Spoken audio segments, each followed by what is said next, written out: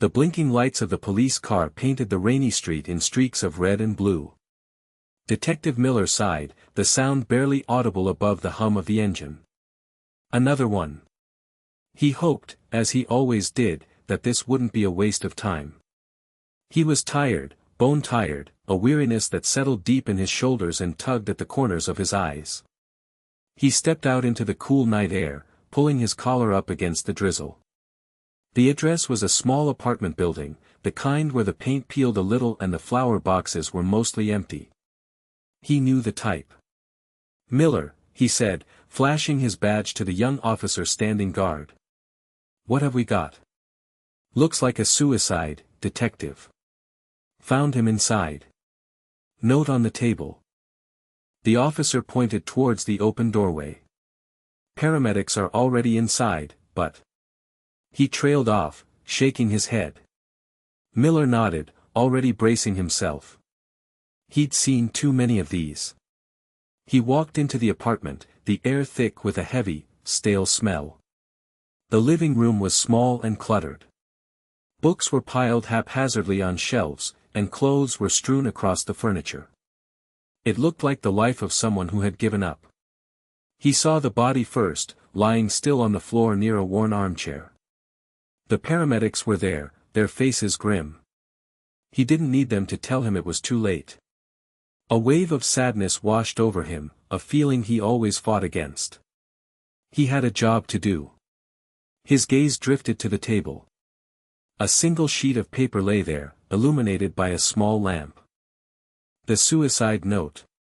He wouldn't touch it yet. He needed to take it all in, to get a feel for the room before anyone disturbed anything further. Detective Miller surveyed the scene again. Everything pointed to a clear-cut case. A man down on his luck, a final note, a tragic end. But something, a tiny nagging feeling at the back of his mind, told him not to be so sure. He trusted his gut, a sense honed by years on the force. This felt off. He circled the room slowly, his eyes scanning every detail. The angle of the body, the position of the chair, the way the light fell across the room. Something wasn't adding up. He couldn't put his finger on it, but the hairs on the back of his neck were standing on end. He just needed to find the reason why. He knew if he kept looking, kept pushing, he would find it. He always did. The small apartment felt heavy with sadness, a weight that pressed down on Miller's chest. He moved slowly, deliberately, each step measured. The note on the table was short, barely a few lines scrawled in shaky handwriting. It spoke of despair, of feeling lost and alone, of not being able to go on. The usual stuff, he thought grimly. But even the words felt wrong. Too dramatic, somehow. Like someone trying too hard to sound sad. He glanced at the victim. Young, maybe late 20s. Dressed in jeans and a t-shirt, nothing fancy. His face was pale, his eyes closed. Miller didn't touch him, not yet. He needed to see the room first, to understand the story it was trying to tell. The messy state of the apartment seemed almost staged. Clothes were scattered around, books were thrown open on the floor, and papers were strewn across the desk. It looked like someone had deliberately tried to create an image of chaos and hopelessness. But to Miller, it felt too perfect, too deliberate. He knelt beside the armchair, the one closest to the body. It was an old, worn chair, the fabric faded and torn in places. He ran his hand along the armrest, feeling the rough texture of the fabric. Nothing. He leaned closer, peering under the chair. That's when he saw it. A small, brightly colored piece of paper, tucked almost out of sight, under the chair. It was a candy wrapper, unlike anything he had ever seen before. It was a vibrant purple, with strange symbols and writing he couldn't understand. It looked foreign, exotic. He carefully reached under the chair and picked up the wrapper, holding it up to the light. It was smooth and glossy, and the colors were incredibly bright. It seemed out of place in this drab, depressing apartment. This was it. This was the thing that didn't fit. This was the reason his gut had been screaming at him. A rare, foreign candy wrapper in an apartment that was supposed to be a suicide scene. It made no sense. He carefully folded the wrapper and placed it in an evidence bag. "Get this to the lab," he told the officer standing nearby. "I want to know everything about this. Where it's from, what kind of candy it is, everything." The officer nodded, his eyes widening slightly as he took the bag. He could sense the shift in Miller's demeanor. The detective had found something. Miller stood up, his eyes scanning the room again. The candy wrapper had changed everything. What had looked like a simple suicide was now something else entirely. Something much more complicated, and much more dangerous. This wasn't the end of the story. It was just the beginning. And Detective Miller was ready to find out the truth. He knew it wouldn't be easy, but he was determined to uncover the secrets hidden within this messy apartment. The foreign candy wrapper was the first thread, and he was going to pull on it until the whole truth unraveled. The discovery of the candy wrapper was a jolt, like a splash of cold water on Miller's face. He felt a surge of energy, the tiredness momentarily forgotten. He needed to know where that wrapper came from. It was the key, he was sure of it. He pulled out his phone and dialed Sarah's number. Sarah was his go-to person for anything tech-related. She could find anything, anywhere, with a few taps on her keyboard. "Sarah, it's Miller," he said, his voice sharp and focused. "I need you to run something for me. I'm sending you a picture of a candy wrapper. It's foreign, I don't recognize the language. I need to know where it's from, what kind of candy it is, anything you can find." He snapped a few pictures of the wrapper with his phone, making sure to capture all the details, the strange symbols, the bright colors, the unusual texture. He sent the pictures to Sarah, then waited impatiently for her to call back. While he waited, he turned his attention back to the apartment. He examined the suicide note again, reading it carefully, line by line. The handwriting was messy, almost illegible in places, but he could make out the words. They were filled with sadness and despair, but they felt generic. Like they could have been written by anyone, about anything. He compared the handwriting on the note to other documents he found in the apartment, bills, letters, even a grocery list. The handwriting was similar, but not identical. There were subtle differences, as if the writer had been trying to disguise their handwriting. The more he looked, the more suspicious he became. The apartment was too messy, the note was too dramatic, and the candy wrapper was too out of place. Everything pointed to suicide, but nothing felt right. He opened drawers, rifled through papers, and looked under furniture. He was searching for anything that could give him a clue, anything that could help him understand what had really happened in this apartment. He found a photograph hidden under a pile of clothes. It was a picture of the victim, smiling and laughing with a group of people. They looked happy, carefree. It was hard to believe that the man in the picture was the same man who had supposedly written the suicide note. He found a crumpled receipt in the trash can. It was from a local bakery, dated earlier that day. The receipt showed that the victim had purchased a single cupcake. It seemed like a small detail, but it caught Miller's attention. Why would someone who was planning to kill themselves buy a cupcake? He found a half-finished book on the nightstand. It was a mystery novel, the kind that Miller himself enjoyed reading. The book was bookmarked near the end, as if the victim had been planning to finish it. The more he found, the more confused he became. The evidence was contradictory, the clues were conflicting. It was like two different stories were being told at the same time, the story of a man who was driven to suicide, and the story of a man who was happy and hopeful. He knew he was missing something, something important. He just needed to find it. He needed to keep digging, keep searching, until he uncovered the truth. The candy wrapper was a start, but it was only the beginning. He had a feeling that the real story was much more complicated, and much more dangerous, than he could have ever imagined. The rain outside had stopped, and a sliver of moon peeked through the clouds, casting long shadows across the room. Miller stood by the window, staring out at the city lights, trying to make sense of everything he had found.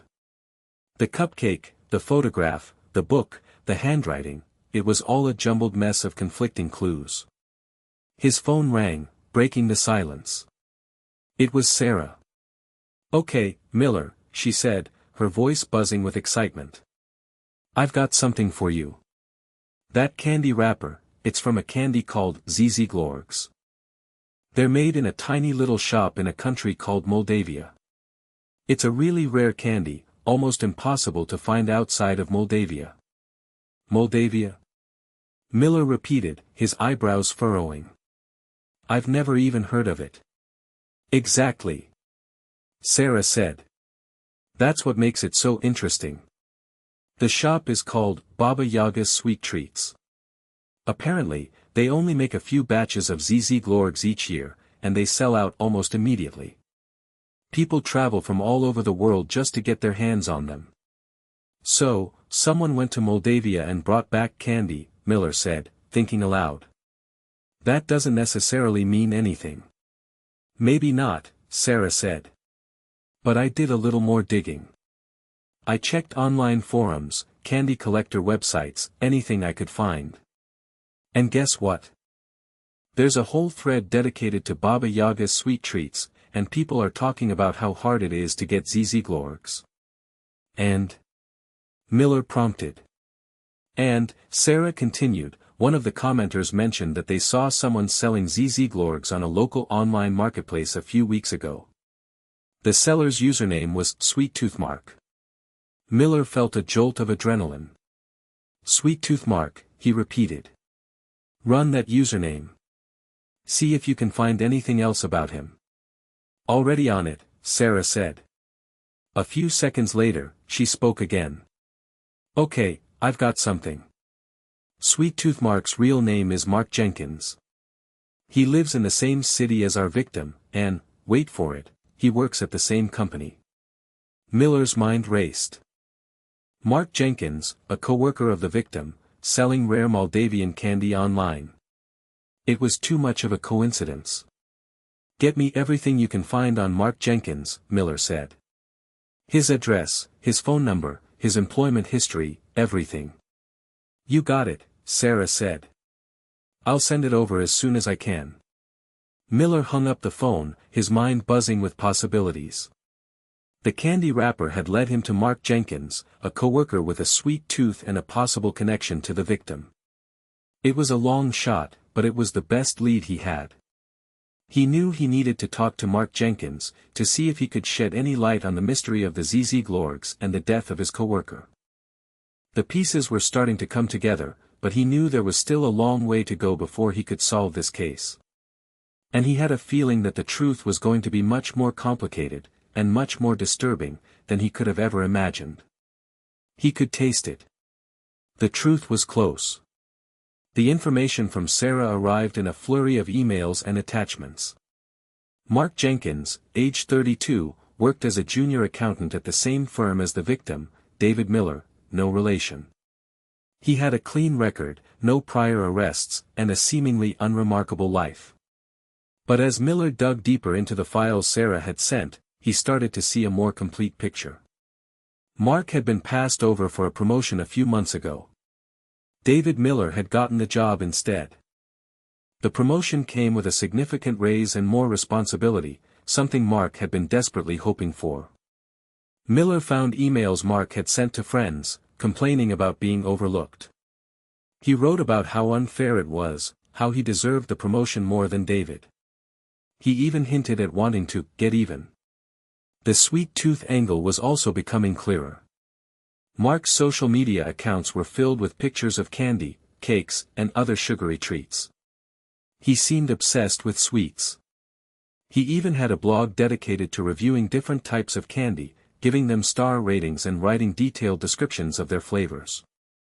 Miller also discovered that Mark had recently made a trip to Europe.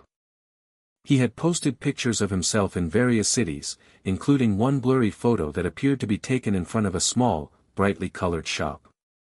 The caption read, "Finally found the holy grail of candy. More to come." Miller zoomed in on the photo, trying to get a better look at the shop.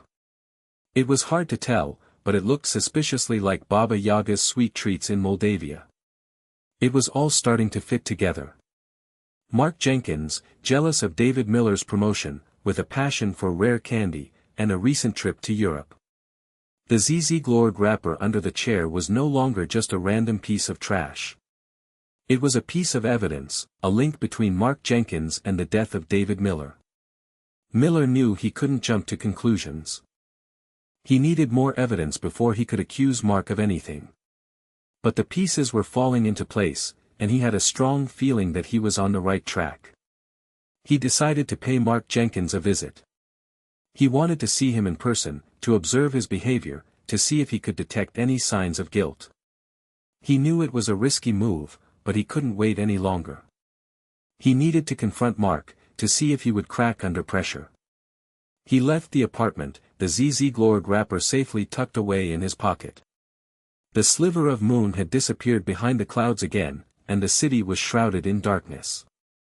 But Miller's mind was clear, his focus sharp. He was determined to find out the truth, no matter what it took. And he had a feeling that the truth was waiting for him at Mark Jenkins' doorstep. The game was afoot. It was time to see what cards Mark was holding. It was time to see if he was bluffing.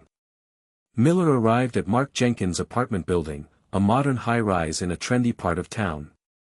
It was a stark contrast to David Miller's rundown apartment. This told Miller something, too. Jenkins was doing well. He took the elevator to the 12th floor and walked down the hallway to apartment 1206. He took a deep breath and knocked on the door. A few seconds later, the door opened, and Mark Jenkins stood before him. He was a thin man with pale skin and nervous eyes. He was wearing a brightly colored t-shirt with a picture of a giant lollipop on it. "Mr. Jenkins?" Miller asked, flashing his badge. "I'm Detective Miller. I'd like to ask you a few questions about David Miller." Mark's eyes widened slightly. "David? What's this about?" "He's dead, Mr. Jenkins," Miller said, his voice flat. "We're investigating his death, and we'd like to talk to you about your relationship with him." Mark's face paled even further. "Dead? David's dead? I don't understand." "May I come in, Mr. Jenkins?" Miller asked. Mark hesitated for a moment, then stepped aside. "Sure, I guess so." Miller entered the apartment. It was clean and modern, decorated in bright colors and filled with candy-themed artwork. There were jars of candy on every surface, and a large display case filled with rare and exotic sweets. "Wow," Miller said, trying to sound impressed. "You really like candy, huh?" Mark chuckled nervously. "Yeah, you could say that. It's kind of my thing." "I noticed," Miller said, glancing around the room. "I also noticed that you recently traveled to Europe." Mark's eyes darted around the room. "Yeah, I did. What's that got to do with anything? Did you happen to visit a small shop in Moldavia called Baba Yaga's Sweet Treats?" Miller asked, watching Mark's reaction closely. Mark's face went white. He opened his mouth to speak, but no words came out. He looked like a deer caught in headlights. I don't know what you're talking about," he stammered. Miller pulled the ZZ Glorg wrapper out of his pocket and held it up for Mark to see. "Recognize this, Mr. Jenkins?" Mark stared at the wrapper, his eyes wide with fear. He knew he was caught. "Where did you get that?" he whispered. "We found it at David Miller's apartment," Miller said, his voice cold and hard. "Under his chair. Care to explain how it got there, Mr. Jenkins?" Mark's shoulders slumped. He knew he was cornered. He had tried to be clever, but he had underestimated Detective Miller. And now, his sweet tooth had led him straight into a trap. He looked around his candy-filled apartment, a prison of his own making. He knew, in that moment, that his life was about to change forever. The truth was out, and there was no escaping it. The game was over. He was done. Okay, Mr. Jenkins, Miller said, his voice firm but calm. I'm going to read you your rights. You have the right to remain silent. Anything you say can and will be used against you in a court of law. As Miller read the Miranda rights, Mark stood frozen, his eyes darting around the room, as if searching for an escape. When Miller finished, he asked, "Do you understand these rights as I have read them to you?" Mark nodded slowly. "Yes," he whispered. "Do you wish to speak to me now?" Miller asked. Mark hesitated for a long moment. He looked around his candy-filled apartment, a testament to his obsession, now a symbol of his downfall. Finally, he spoke. I need a lawyer," he said, his voice barely audible. "That's your right," Miller said. "But I'm going to ask you a few questions anyway. You don't have to answer them, but I think you should." Mark didn't respond. "Did you kill David Miller, Mr. Jenkins?" Miller asked, his eyes fixed on Mark's face. Mark flinched. He looked away, unable to meet Miller's gaze. "No," he said, his voice trembling. "I didn't kill him." "Then how did that ZZ Glorg wrapper end up under his chair?" Miller asked, holding up the wrapper again. Mark remained silent. "Did you plant it there, Mr. Jenkins?" Miller pressed. "Did you try to make it look like someone else killed him?" Mark's silence was deafening. "We know about the promotion, Mr. Jenkins," Miller continued. "We know you were jealous of David. We know you wanted that job. We know you even talked about getting even." Tears welled up in Mark's eyes. He looked like he was about to break. "It was an accident," he blurted out, his voice cracking. "I didn't mean to kill him." Miller raised an eyebrow. "An accident?" Mark nodded frantically. "Yes. We were arguing about the promotion.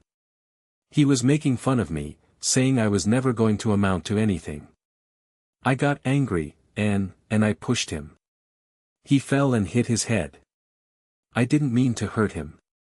I swear." "And the candy wrapper?" Miller asked, his voice skeptical. Mark hesitated again. I panicked," he said. "I didn't know what to do. I remembered reading about how hard it was to get those ZZ Glorgs. I thought if I put the wrapper there, it would make it look like someone from out of town did it. Someone who had been to Moldavia." Miller stared at Mark, his face unreadable. He didn't believe a word of it. But he knew he had him. Mark had confessed, at least partially. And that was enough to bring him in. "I think it's time we went downtown, Mr. Jenkins," Miller said, reaching for his handcuffs. "You have a lot more explaining to do." Mark didn't resist as Miller cuffed his hands behind his back. He just stood there, defeated, his candy-filled apartment now a symbol of his shattered dreams and his tragic downfall. As Miller led him out of the apartment, Mark glanced back one last time, a single tear rolling down his cheek. He knew he had made a terrible mistake, a mistake that would cost him everything. And all because of a candy wrapper, a rare and exotic sweet that had become his undoing.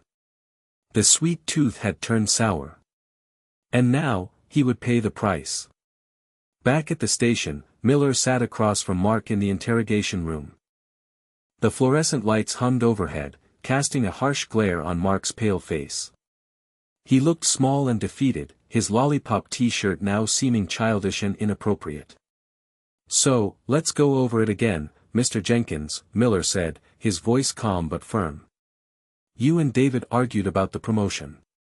You pushed him, he fell, and hit his head. And then you panicked and planted the candy wrapper." Mark nodded slowly, tears streaming down his face. "Yes," he whispered.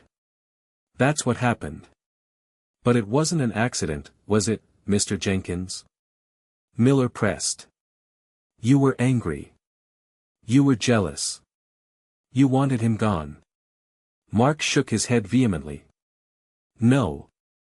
I didn't want him dead. I just wanted him to know how it felt to be passed over. I wanted him to feel the way I felt. And the candy wrapper, Miller said, that was just a spur-of-the-moment thing. You just happened to have a rare Moldavian candy wrapper in your pocket? Mark hesitated. I always carry candy with me, he said. It's a nervous habit. I eat it when I'm stressed. Miller didn't believe him. But he knew he couldn't push him too hard, not yet. He needed to build a solid case, one that would stand up in court. He leaned back in his chair and sighed. Tell me about David, Mr. Jenkins, he said. What kind of person was he? Mark sniffled and wiped his eyes. He was a good guy, he said. Smart, funny, hardworking. Everyone liked him. Except you, Miller said. Mark looked down at his hands. I respected him, he said. But I also resented him. He always seemed to get everything he wanted. He was always the golden boy. And you weren't, Miller said. Mark shook his head. No. I always had to work twice as hard to get half as far. So, you killed him, Miller said, stating it as a fact. Mark flinched again. It was an accident, he repeated. I swear. Miller knew he was lying. He could see it in his eyes, in the way he avoided his gaze. But he also knew that he couldn't prove it, not yet. He needed more evidence, something that would definitively link Mark to the crime. He decided to try a different approach. Tell me about your trip to Europe, Mr. Jenkins, he said. Did you enjoy it? Mark looked up, surprised by the change of subject. It was, okay, he said. I saw some cool things, ate some good food. Did you visit any candy shops? Miller asked, his voice casual. Mark's eyes lit up slightly. Yeah, I did, he said. I visited a bunch of them. I'm always on the lookout for rare and exotic sweets. Did you happen to visit Baba Yaga's sweet treats in Moldavia? Miller asked, watching Mark's reaction closely. Mark hesitated again. I might have, he said. I don't really remember. You don't remember visiting a tiny little shop in Moldavia that sells the rarest candy in the world? Miller asked, his voice incredulous. The same candy that we found at David Miller's apartment? Mark's face paled again. He knew he was trapped. He had tried to be clever, but he had underestimated Detective Miller. And now, his sweet tooth had led him straight to his doom. Miller leaned forward, his eyes boring into Mark's. The game's over, Mr. Jenkins, he said. It's time to tell the truth. He needed Mark to admit the truth. He needed to hear the words. He needed to close this case. And he knew, deep down, that Mark was about to break. The pressure was too much. The guilt was too overwhelming. The truth was about to come out. Mark took a deep breath, the air rattling in his chest. He looked at Miller, his eyes filled with a mixture of fear and resignation. He knew he couldn't lie anymore. He had been caught, and there was no escaping the consequences of his actions. Okay, he said, his voice barely a whisper. Okay, I'll tell you everything. He paused, gathering his thoughts. It wasn't an accident, he said. Not exactly. He closed his eyes, as if reliving the moment. We were arguing about the promotion. I was so angry. I had worked so hard, and he just waltzed in and took everything I wanted. He knew how much it meant to me. And what did he say? Miller asked, his voice gentle, encouraging Mark to continue. He laughed, Mark said, his voice trembling with anger. He said I was pathetic, that I would never be good enough. He said I should just give up and go back to eating candy. Miller leaned forward, his eyes fixed on Mark's face. And then what happened? I snapped, Mark said. I couldn't take it anymore. I pushed him. I didn't mean to hurt him, but I just wanted him to shut up. And he fell and hit his head, Miller prompted. Mark nodded, tears streaming down his face. Yes, he sobbed. He fell and hit his head. I didn't know what to do. I tried to help him, but it was too late. He was gone. And then you planted the candy wrapper, Miller said, stating it as a fact. Mark nodded again. Yes, he said. I panicked. I didn't want anyone to know what I had done. I thought if I put the wrapper there, it would make it look like someone else killed him. Someone who had been to Moldavia. And did you go to Baba Yaga's sweet treats? Miller asked, his voice still gentle. Mark hesitated for a moment, then nodded slowly. Yes, he said. I went there. I wanted to try the Glorgs. I had read about them online, and I had to try them for myself. So, you planned it all out, Miller said. You went to Moldavia, bought the candy, and then you waited for the right moment to kill David and plant the wrapper. Mark shook his head vehemently. No. I didn't plan it, he said. It just happened. The trip to Moldavia was just a coincidence. I didn't know I was going to kill him until it happened. Miller didn't believe him. But he knew he had enough evidence to convict Mark of murder. He had a confession, a motive, and a piece of evidence that linked him directly to the crime scene. He stood up and walked over to the door. I think we're done here, Mr. Jenkins, he said. You're going to be charged with murder. And you're going to spend a long time in prison. Mark didn't say anything. He just sat there, sobbing, his candy-filled dreams now a distant memory. As Miller led him out of the interrogation room, Mark knew that his life was over. He had let his jealousy and his obsession with candy consume him, and now he was paying the ultimate price. The sweet tooth had led him down a dark and twisted path, a path that had ended in murder and despair. And now, he would face the consequences of his actions. The truth was out. Justice would be served. And Mark Jenkins would never taste candy again. Or at least, not the kind he liked. Prison candy was notoriously bad. He shivered at the thought. The next morning, Miller sat at his desk, sifting through the case files.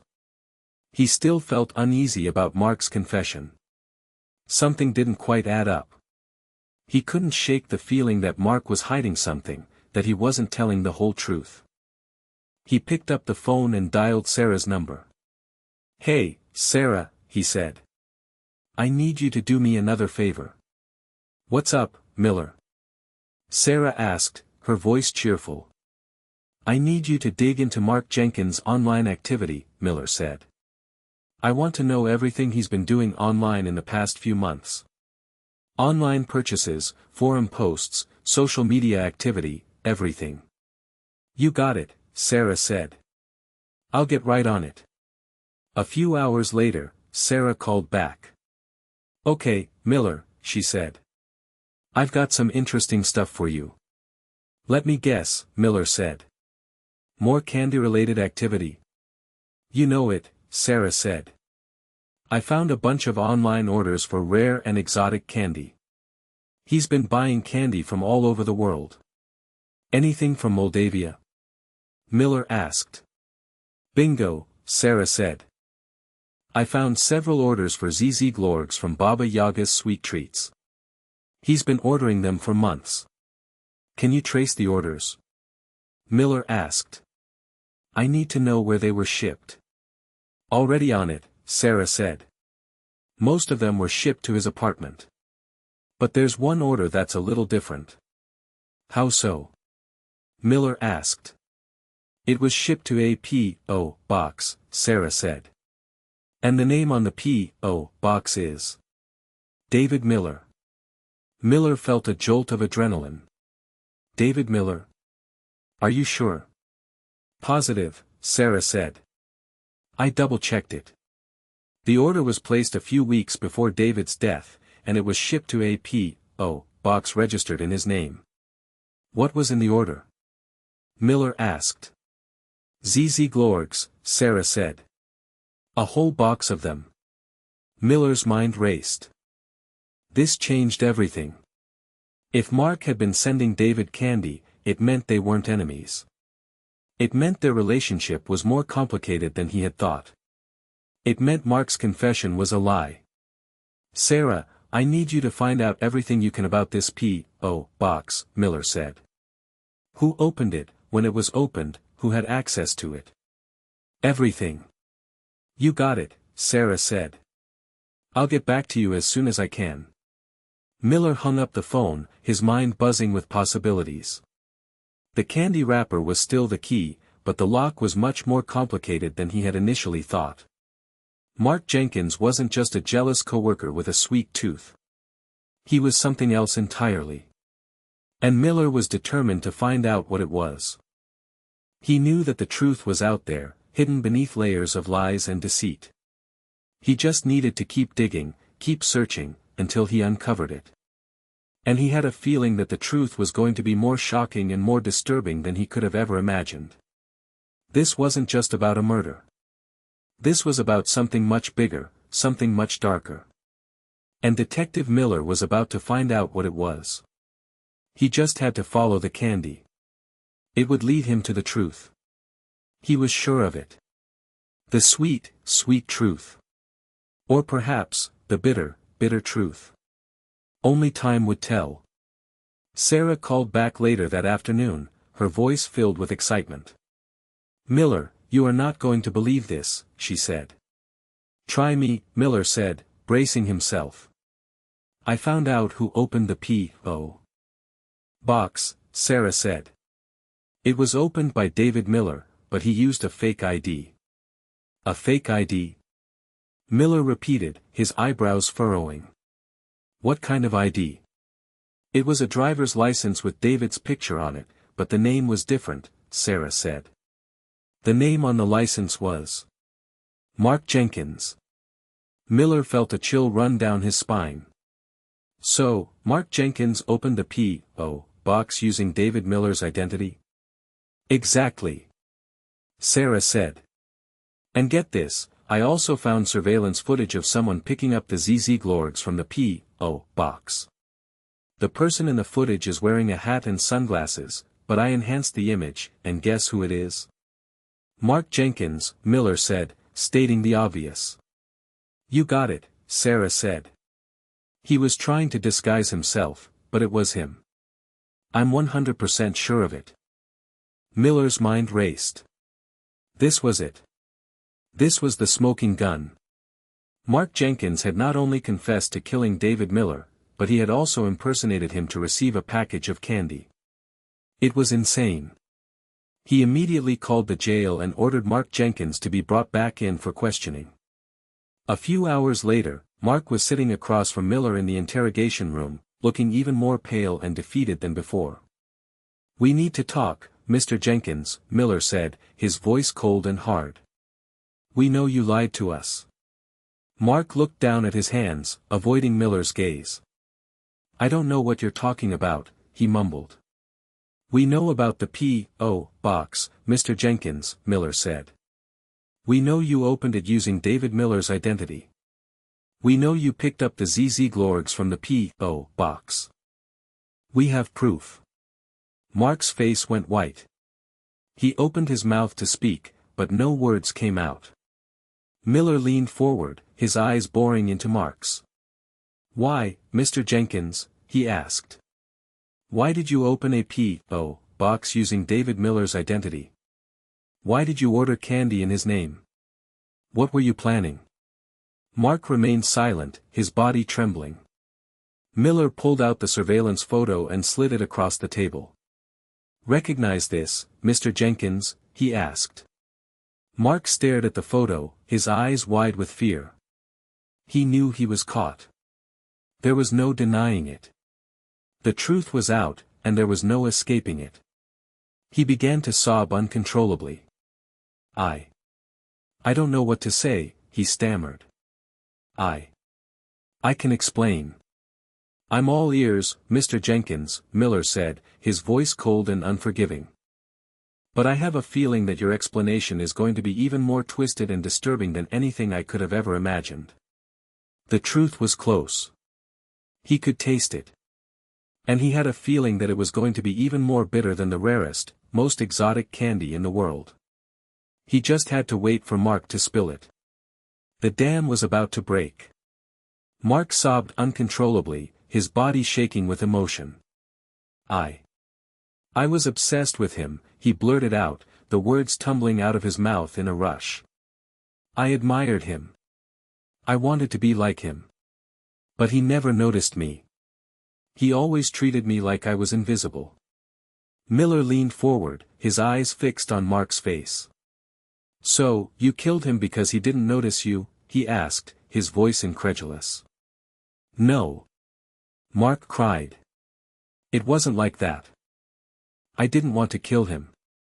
I just wanted him to acknowledge me. To see me. And the candy? Miller asked. What was that about? Mark hesitated for a moment, then took a deep breath. I started sending him candy anonymously, he said. I wanted to surprise him, to make him happy. I thought if I gave him something he liked, he would finally notice me. So, you were trying to buy his affection with candy? Miller asked, his voice skeptical. Yes. Mark cried. I know it sounds crazy, but that's what I was doing. I thought if I could just make him happy, he would finally see me. And did it work? Miller asked. Mark shook his head, tears streaming down his face. No, he sobbed. He never knew it was me. He just ate the candy and never said a word. So, you got angry, Miller said. You felt like he was taking advantage of you. Yes. Mark cried. I was so frustrated. I had spent so much money on him, and he didn't even care. He didn't even know it was me. So, you confronted him, Miller said. You told him how you felt. Yes, Mark said. I went to his apartment, and I told him everything. I told him how much I admired him, how much I wanted to be like him, how much I had spent on him. And he just laughed at me. He laughed at you. Miller repeated, his voice incredulous. Yes. Mark cried. He said I was pathetic, that I was wasting my time. He said I should just give up and find someone else to obsess over. And that's when you snapped, Miller said. Yes, Mark said. I couldn't take it anymore. I pushed him, and he fell and hit his head. It was an accident. I swear. And then you planted the candy wrapper, Miller said.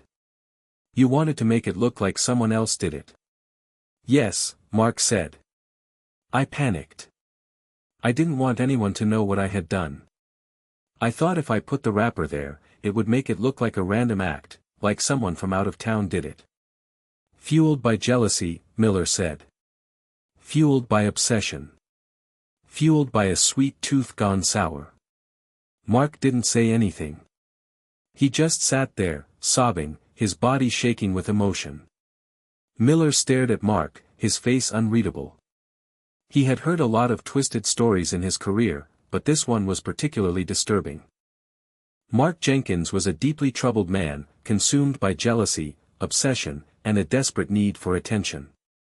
And his sweet tooth had led him down a dark and twisted path, a path that had ended in murder and despair. He stood up and walked over to the door. I think we're done here, Mr. Jenkins, he said. You're going to be charged with murder. And you're going to spend the rest of your life in prison. Mark didn't say anything. He just sat there, sobbing, his candy-filled dreams now a distant memory. As Miller led him out of the interrogation room, Mark knew that his life was over. He had let his demons consume him, and now he was paying the ultimate price. The sweet tooth had turned deadly. And now, justice would be served. The case was closed. It was finally over. Detective Miller could go home. But he knew, deep down, that the darkness he had encountered in Mark Jenkins would stay with him for a long time to come. Some cases just stick with you. They burrow under your skin and stay there. This was one of those cases. The candy, the obsession, the murder, it was a recipe for nightmares. And Detective Miller knew that he would be having those nightmares for a long time to come. The sweet taste of justice was always tinged with the bitter aftertaste of darkness. And that was the price he paid for being a detective. The price he paid for solving the case. The price he paid for bringing the truth to light. It was a heavy price, but it was a price he was willing to pay. Because in the end, it was all that mattered. The truth. The justice. The closure. It was all that mattered. And in this case, he had found it. He had found the sweet, sweet truth. And that was enough. For now. The rain had started again, a steady drumming against the windows of the police station. Miller watched as they led Mark away, his head bowed, his face hidden behind a mask of shame. He knew Mark was going to prison for a long time, maybe for the rest of his life. And while he felt a sense of satisfaction that justice had been served, he couldn't shake the sadness that lingered in his heart. It was a tragic case, a story of obsession, jealousy, and a sweet tooth gone horribly wrong. He walked back to his desk, the fluorescent lights casting long shadows across the room. He sat down and stared at the case file, the brightly colored ZZ Glorg wrapper staring back at him from the evidence bag. It was such a small thing, a seemingly insignificant piece of trash. But it had been the key to unlocking the entire mystery. He thought about all the twists and turns the case had taken, all the lies and deceit he had had to wade through. It had started as a simple suicide, but it had quickly turned into something much more complicated, something much more disturbing. And it had all started with that candy wrapper. He smiled to himself, a weary smile. It was amazing how even the smallest clues could lead to the biggest discoveries. A single piece of trash, a rare and exotic sweet, had been enough to unravel a web of lies and bring a killer to justice. It was a reminder that every detail mattered, that nothing should be overlooked, that even the most insignificant things could hold the key to solving the most complex mysteries. He thought about Sarah, his tech-savvy partner, who had been instrumental in solving the case. Her ability to find information online was unparalleled, and he knew he couldn't have done it without her. She was a valuable asset, a true friend, and he was grateful for her help. He also thought about David Miller, the victim. He had never met him, but he felt a sense of connection to him, a sense of sadness for his tragic fate. He had been a good man, a smart man, a man who had been admired and respected by his coworkers. But he had also been the object of someone's obsession, someone's jealousy, someone's twisted affection. And that had ultimately led to his downfall. Miller sighed and closed the case file. It was over. The truth had been revealed. Justice had been served. And Mark Jenkins was going to prison. But the darkness of the case would linger with him for a long time to come. It was a reminder of the dark side of human nature, the capacity for jealousy, obsession, and violence that lurked beneath the surface. He stood up and walked over to the window, staring out at the rain-soaked city. The lights twinkled in the distance, like stars in the night sky. He took a deep breath and let it out slowly, trying to clear his mind. It was time to go home. Time to rest. Time to forget about the candy, the obsession, the murder. But he knew he wouldn't be able to. Not completely. Some cases just stick with you. They become a part of you. They change you in ways you can't even understand. He turned away from the window and walked towards the door. He had a long night ahead of him. But he also had a sense of peace, a sense of accomplishment. He had done his job. He had found the truth. And he had brought a killer to justice. And that was all that mattered. As he stepped out into the rain, he couldn't help but smile. It had all started with a candy wrapper. A small, brightly colored piece of trash that had led him down a dark and twisted path.